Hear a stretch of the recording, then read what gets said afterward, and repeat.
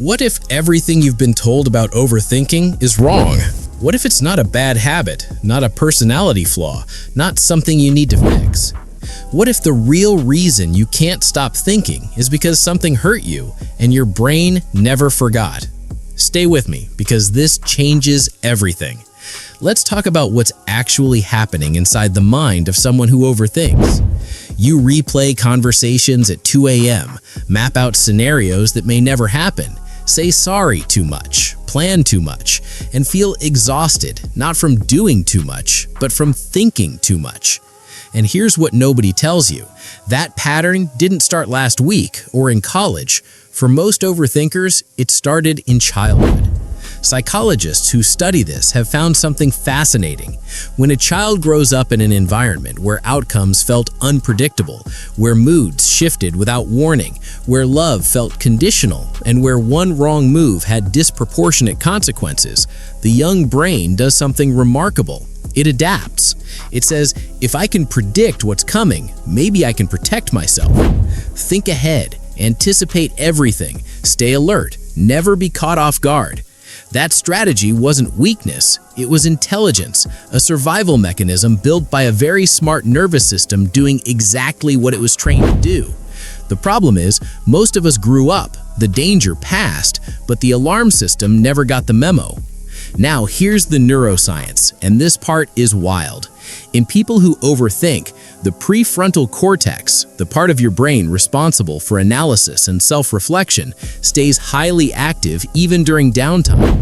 While other people rest, your brain keeps auditing, keeps scanning, keeps drafting responses to conversations that haven't happened yet. And dopamine makes it worse. Your brain actually rewards you for problem solving, even imaginary problem solving. So when you run through a scenario over and over, analyzing every angle, your brain releases small hits of dopamine just for the activity, not for finding an answer, just for thinking. That's why just stop overthinking is the most useless advice ever given. Your brain has a chemical reason to keep going. But here's where the research gets genuinely surprising. A 2013 study published in Psychological Science found that people who ruminate, who replay and overthink, score significantly higher on measures of cognitive empathy. They're better at understanding how others think and feel, noticing things other people miss, and reading rooms, subtext, and silence in ways that feel almost like a superpower. The very engine that makes overthinking so exhausting is the same engine that makes you remarkable. You feel the weight of possibilities, notice the unspoken, and care deeply, sometimes too deeply. That's not a disorder, that's depth. But here's the quiet truth that therapy keeps circling back to. The mind cannot think its way out of everything. Some things have to be felt, decided, or released, not solved. And that's the challenge, not to stop the thoughts, but to change your relationship with them. There's a technique called cognitive diffusion, used in acceptance and commitment therapy, that teaches overthinkers to observe thoughts without being pulled into them. Instead of, this situation is dangerous and I need to figure it out, the shift becomes, my brain is generating a concern right now. One version pulls you under, the other gives you just enough distance to breathe. So if you've spent years believing something is wrong with you because your brain won't quiet down, I want you to hear this.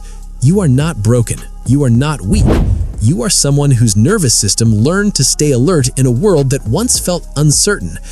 The work isn't to silence the mind, it's to gently, patiently teach it that it is finally safe enough to rest.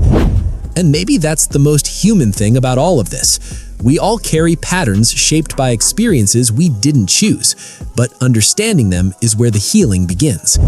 If you're not subscribed yet, do it now. I post every week, and this is exactly the kind of content you'll find here.